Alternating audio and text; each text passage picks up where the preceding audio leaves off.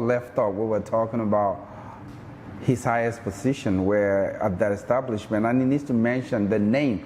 Not that he needs to, but if he chose to mention the name of the establishment, which I think would do us great, right? We all wanted to know where this establishment was or is, or if it's still in existence, which I believe strongly it still is. So, Mr. Tunde, can you shed a little more light on that last question that I asked before we went on a break? Okay. What is the name of that establishment? And you will mention it, just give me 1 second. And also, tell us your highest position at this establishment, and then what are your duties and how you came about Wazobia. Okay. Thank you for that question. The establishment in question is Southwest Farmers Market. Southwest Farmers Market? Yes. Same one on Bissonnet? Same one on Bissonnet, located between the Beltway, which is Beltway 8 and 59. I know.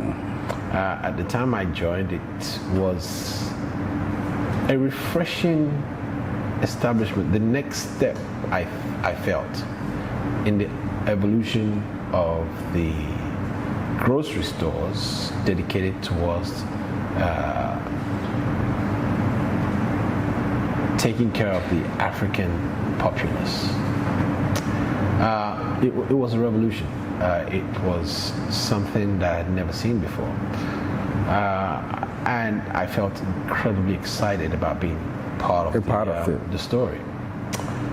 So I got there and was allowed to start as a cleaner.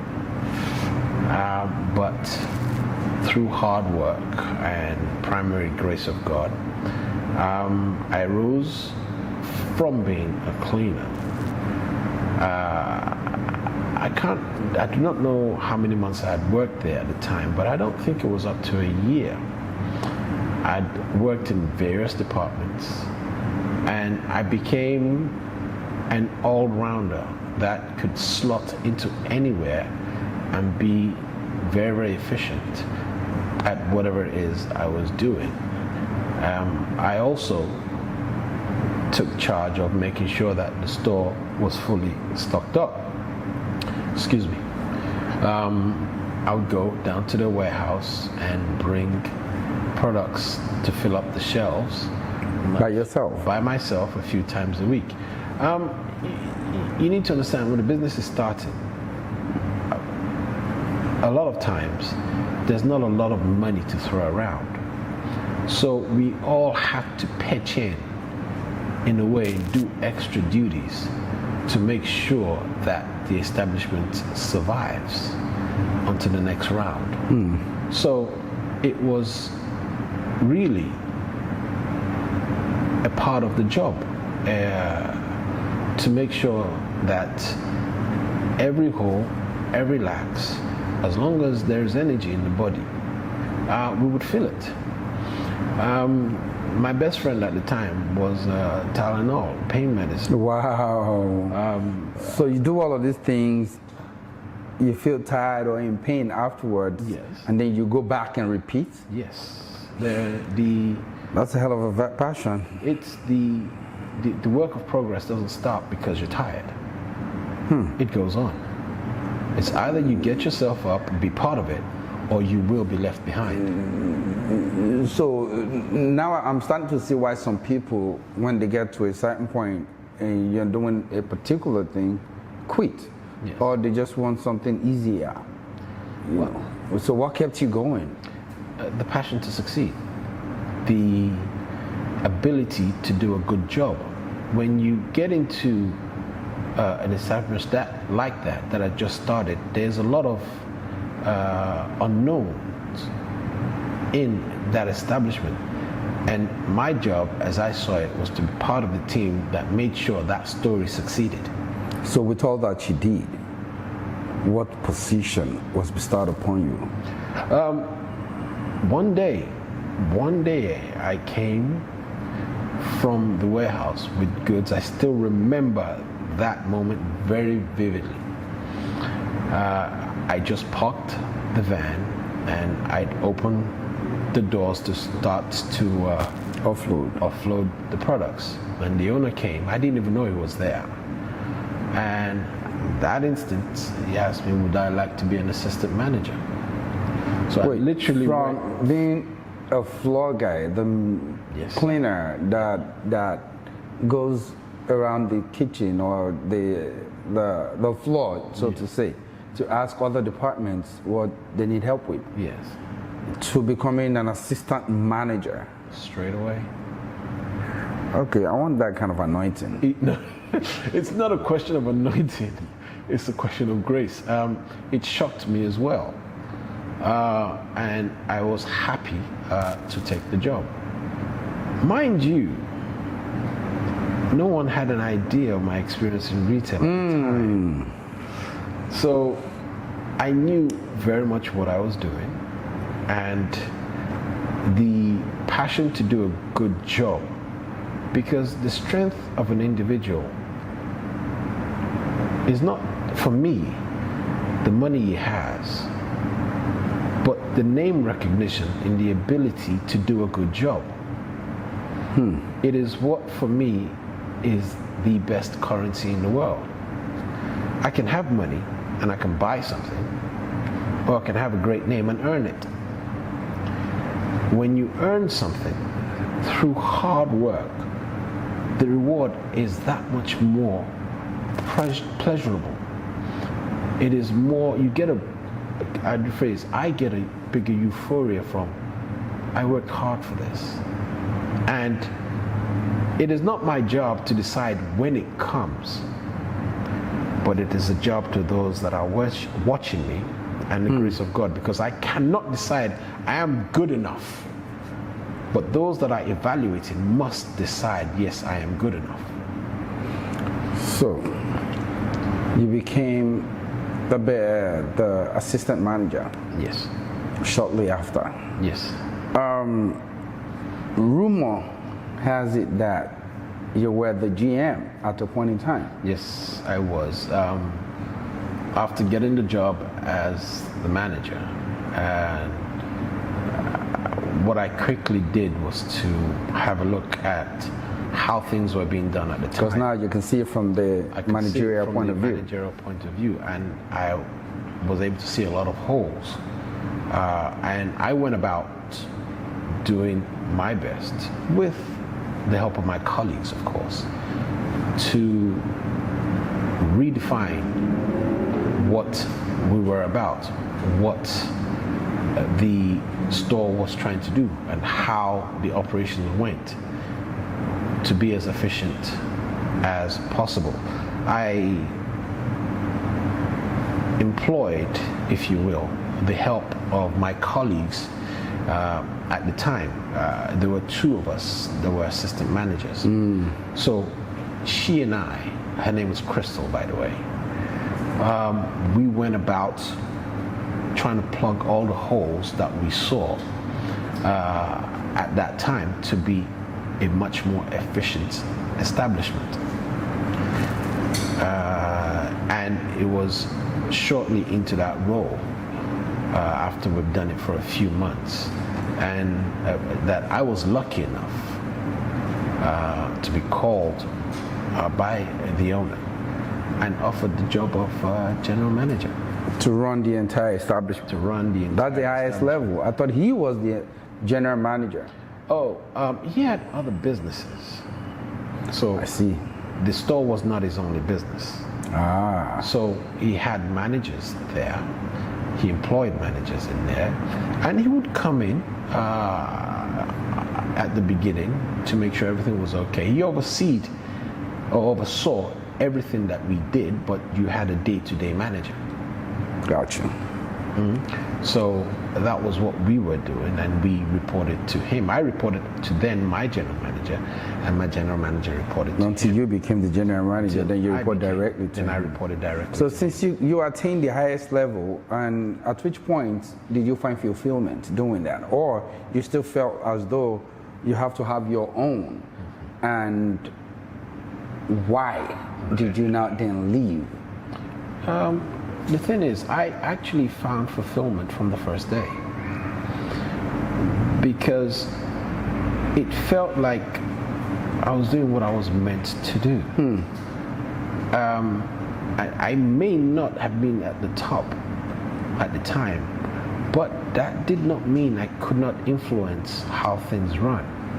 That doesn't mean I couldn't make a contribution. And I felt at the beginning that I made a lot of positive contribution. So as I went, it gave me more opportunities to be effective. Fulfillment for me means being effective at what I do, making a difference at whatever position I'm in, and making life easier for those I report to. And that in itself was fulfillment. Dealing with the everyday customer, making sure that we provided, because ultimately the customer is our boss. It's not the person that is sitting in the office. Our boss is the customer. So why did you leave? I left because at the time, as I grew in the business, and like I said, Southwest Farmers Market for me was a step up in the right direction. And then once you've gotten to the top of the ladder, all of a sudden, if you look over the horizon, you'll see another space that can be occupied, another space in which we could carry what we were doing now and present it better. I saw that space, and I wanted to occupy that space, and that began the birth of me having my own establishment. How long have you had that thought to start your own establishment, given that you rose from being a cleaner to the general manager? By the way, how long did you work, the total time you were with Southwest Farmers Market? I think I was there for about 8.5 years. Oh, that's a long time. You served. Yes. Okay, so it's understandable. You served. I was there. Okay, so but how long from when you became the GM, or from that point in time that within that 8 years or 8.5 years span, that you decided you were going to start your own establishment? I think maybe it was between my 5th and 6th year. But you still stayed 2 to 3 more years. Yes, and by that time I decided, okay, we could do things a little bit better. And I told my boss at the time that I'm going to be looking to start my own. And he was very encouraging. Like 2 or 3 years prior? Yes. Once I made up my mind that, okay, this is what I was going to do,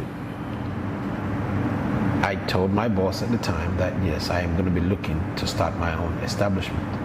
And I mean, true to form, he was very encouraging. He encourages young people. That's a good man. He's a good man. He's a good man to get up and see what you can do. So he was very encouraging at the time.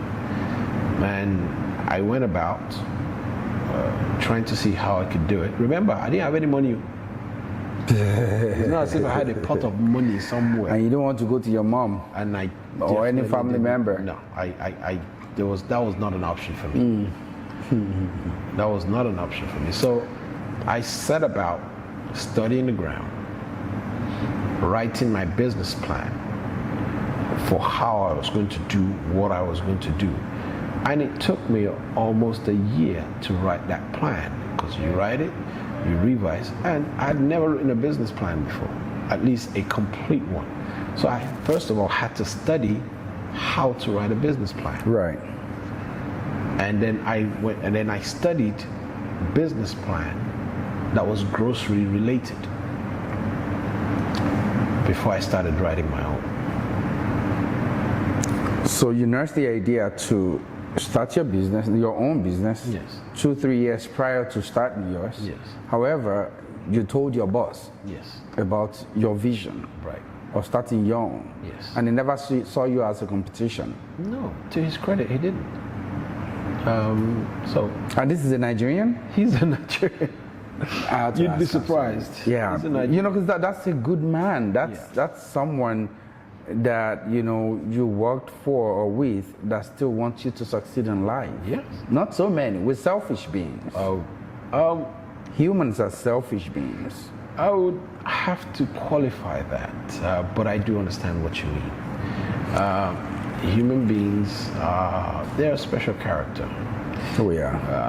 But there are some within us that still embodied the spirit of encouraging, of lifting I love up. that. I love that. So now, Wazobia. Yes, sir. When was your last day? My last over day. there? And before your last day, had you secured a place? Yes. Would that have caused a disruption in your performance or at that establishment? Right. Or I just want to understand the background a little before we define what Wazobia is. So you had your dream 2 years or 3 before you finally decided you wanted to leave. Right. And you found encouragement with your boss at the time. And yet, have you registered your company, or did you just up and leave and then said, okay, now I'm ready? I know you did say you're writing a business plan. Does it have a business name at the time? No.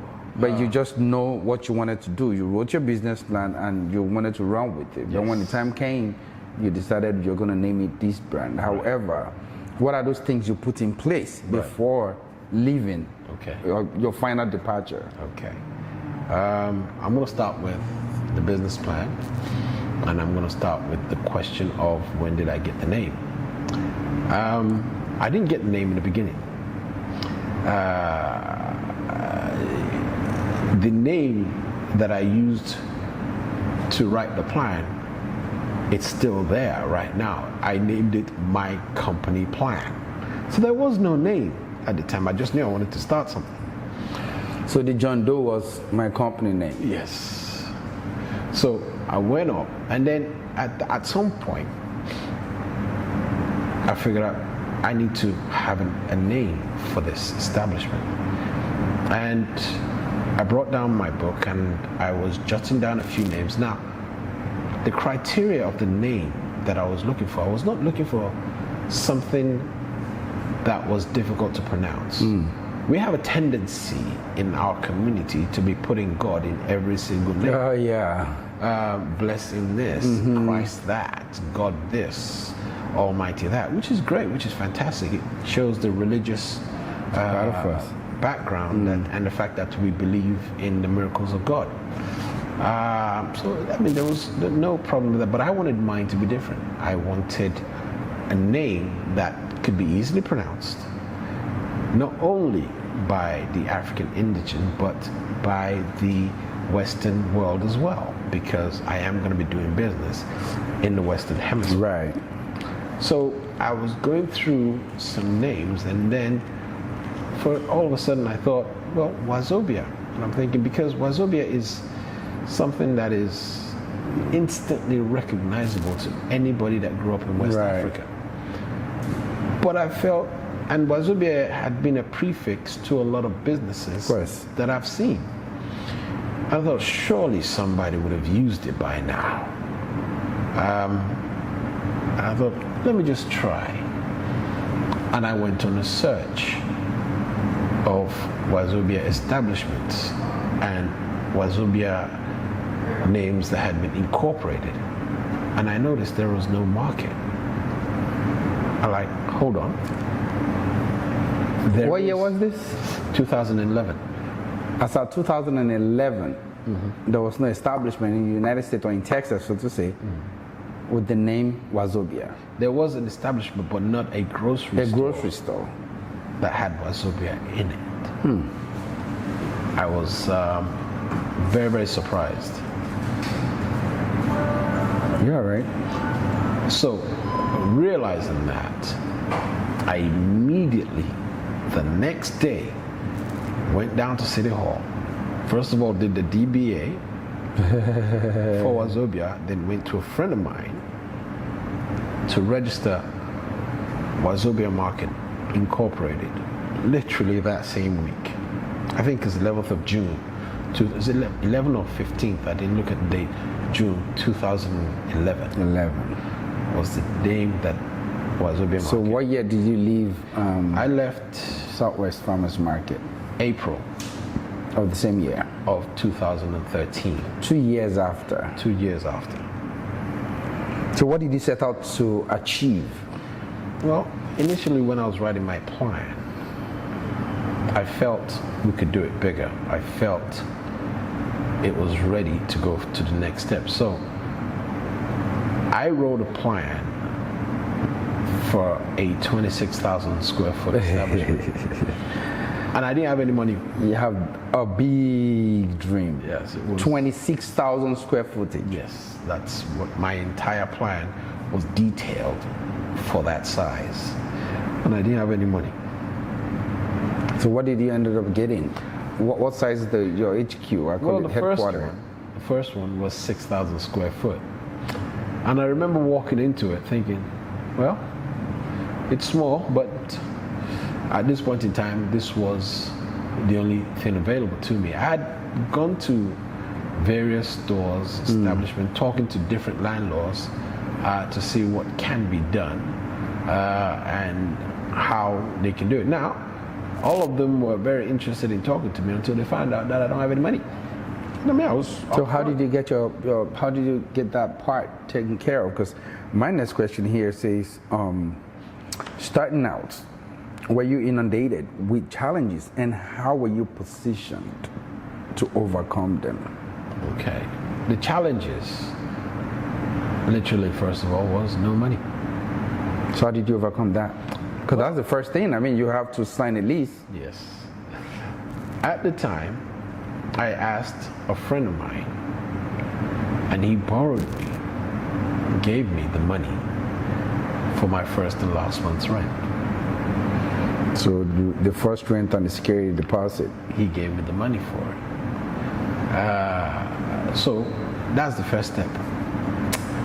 Then, the luck that we had was the place in question was a grocery store, but a Vietnamese grocery store. So all the refrigeration was there, the kitchen was there, Got the you. meat department was there. Well, it was a fish department. It was all there. So it was already a grocery store, as in it had all the equipment. Makes sense. So when I went in there, but we had to do a lot of cleanup because that place had been shut down for a year. Before you got it. So Before I got it. So a lot of freezers, all the freezers were not working. I mean, I think we can skip that part, but I want to understand these challenges within a very short time, before we go on a break. I want to understand how, since you got the first payment from your friend, Right. The first month and the last one, which is security deposit, Right. what other challenges were there and how were you able to overcome them within that short span for you to get started? Remember, you were leaving where you were getting paid salary Right. to starting your own. Right. So this is a major challenge, and I want to understand that within a very short time. Right. I'm not sure we can tell that story fully within a very short time. It is a big story in itself, and it is centered around relationships. It is centered around how you treat people, how people treat you, and the strength of building very good relationships. Literally, that I can start now, but I'll bet you we're not finishing 5 minutes. If we're not going to finish in 5 minutes, then let's just take a break. We will be right back. It's getting really interesting because we want to understand the challenges, what he had to go through to get started, given that this is an establishment today that we all are enjoying, but we don't know the background story. We don't know what the struggle was like. So he's here to tell us what it's like and tell us how he overcame them and you know how we are now enjoying it. Then we're going to come back and talk about the report card, how it's been so far. And then, you know, just stay tuned. Do not touch the dial. We'll be right back.